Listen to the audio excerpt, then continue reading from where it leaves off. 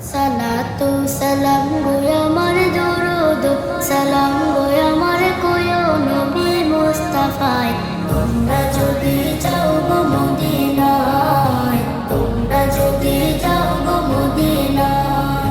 Medina শরীফের মাটি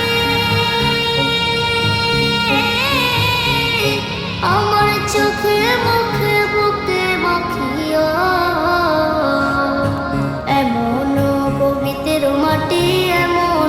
পবিত্র মাটি আমার নবীর রওজায় তোমরা যদি যাও গো মদিনায় তোমরা যদি যাও গো মদিনায় ইয়া রাসূলুল্লাহ ইয়া হাবিবাল্লাহ ইয়া রাসূলুল্লাহ ইয়া হাবিবাল্লাহ মদিনা শরীফের মাঝে